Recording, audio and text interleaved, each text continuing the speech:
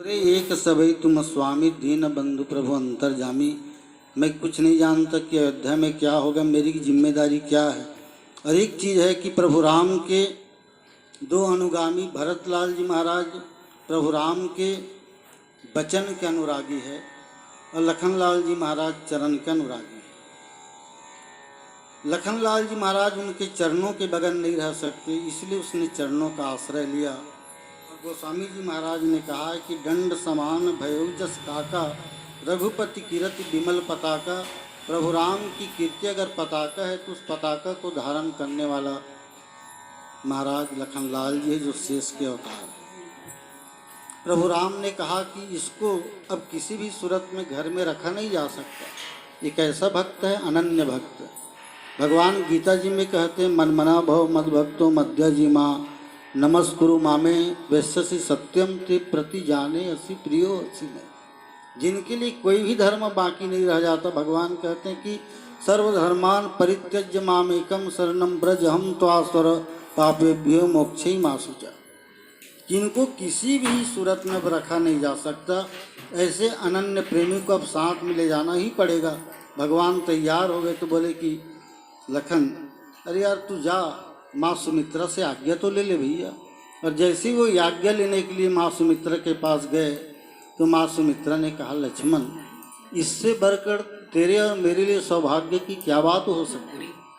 माना कि प्रभु राम सारी दुनिया के रक्षा के लिए, सारी दुनिया के कल्याण के लिए वन को जा रहा है, लेकिन लक्ष्मण तुम्हें राम की हिफाजत के लिए जाना है। और अगर तू अयोध्या से निकलकर प्रभु के साथ जा रहा है तो पुत्र स्वप्न में भी तेरे मन में काम क्रोध लोभ नहीं आना चाहिए। लक्ष्मण ने कहा, माँ ये तुम क्या कह रही हो।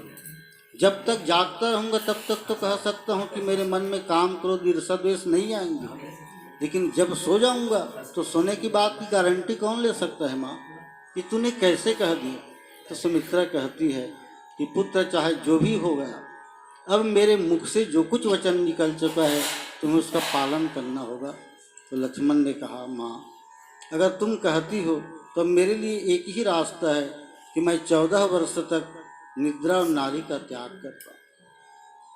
और जब 14 वर्ष तक मैं निद्रा नारी का त्याग करूँगा तो मेरे को सपना आएगा नहीं माँ। और जब मैं 14 वर्ष लौट करके आऊँगा और तू कहेगी कि बेटा लखन अब तू सो जा, तब तेरी आज्ञा से सोऊंगा। तो ये जागरण का जो व्रत है लखनलाल महाराज ने लिया।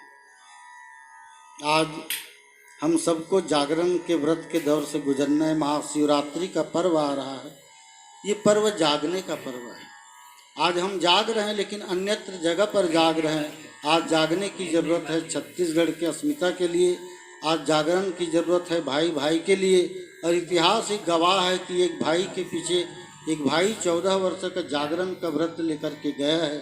और आज जो छत्तीसगढ़ में एक लोक चेतना लोक मानस दिखाई देता है, उसके पीछे कारण क्या है। उसके पीछे कारण है हमारी दो माँ, एक तो माँ कौशल्या और दूसरी माँ सबरी। प्रमाण क्या है, प्रभु राम छत्तीसगढ़ के संस्कार को लेकर के गए भगवान के लिए। गोस्वामी जी ने लिखा, सरल स्वभाव न मन कुटिलाई, जथा लाभ संतोष सदाई। ये छत्तीसगढ़ की तासीर है, ये छत्तीसगढ़ की लोक मानस है, ये छत्तीसगढ़ की चेतना है कि हम सरल हैं, हमारे स्वभाव में कुटिलता कहीं नहीं है। इस बात को भगवान लेकर के गए।